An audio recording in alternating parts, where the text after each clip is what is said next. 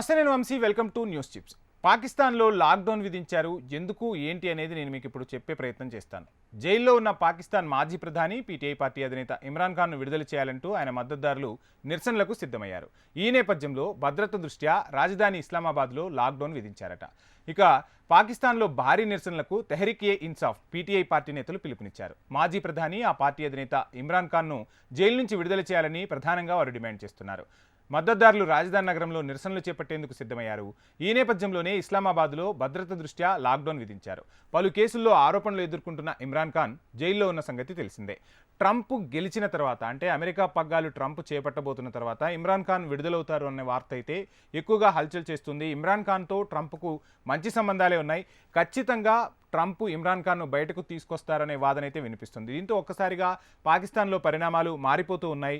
సైన్యం చెప్పు చేతల్లో ఉంది పాకిస్తాన్. ఒక రకంగా చెప్పాలి అంటే సైన్యం ఆర్థిక అవసరాల కోసం అక్కడ సైన్యం ఎవరైతే సైన్యం చెప్పిన మాట వింటారో వాళ్ళని ప్రధానిగా చేసుకున్నారు.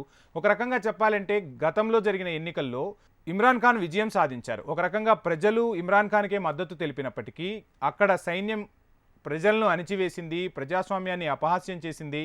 అక్కడ వారికి ఎవరైతే తొత్తులుగా ఉంటారో వారినే అధికార పీఠంలో కూర్చోబెట్టింది. ఇప్పుడు ఒక్కసారిగా పరిణామాలు మారటంతో ప్రజలు తిరగబడుతూ ఉన్నారు.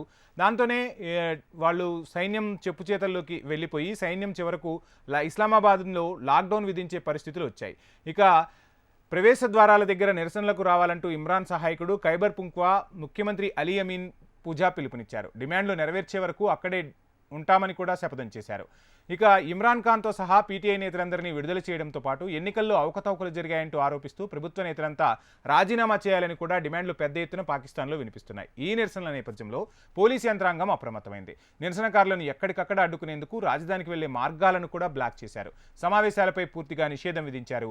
అల్లర్లు జరిగే అవకాశం ఉన్న నేపథ్యంలో కీలక నగరాల్లో పోలీసు బలగాలు, పారామిలిటరీ సిబ్బందిని మోహరించారు. మొబైల్ ఫోన్ సేవలను కూడా నిలిపివేశారు. నిబంధనల ప్రకారం ఏ విధమైన సమావేశాలు నిర్వహించడం, జనం గుమికూడదనే నిషేధాన్ని కూడా విధించారు. వాట్సాప్ మెసేజింగ్ సేవలను కూడా పరిమితం చేశారు.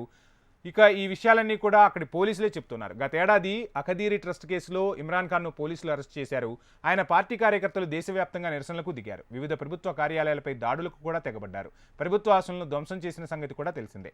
సో ఏది ఏమైనా పాకిస్తాన్లో ప్రభుత్వం అయితే ప్రజల మౌలిక అవసరాలను కూడా తీర్చలేని పరిస్థితుల్లో ఉంది. జైల్లో ఉన్న ఇమ్రాన్ ఖాన్ను విడిపించుకోవాలని ప్రజలే పట్టుబడుతున్నారు. ఒక రకంగా గత ఎన్నికల్లో ఇమ్రాన్ ఖాన్ అక్కడ విజయం సాధించారని చెప్పాలి.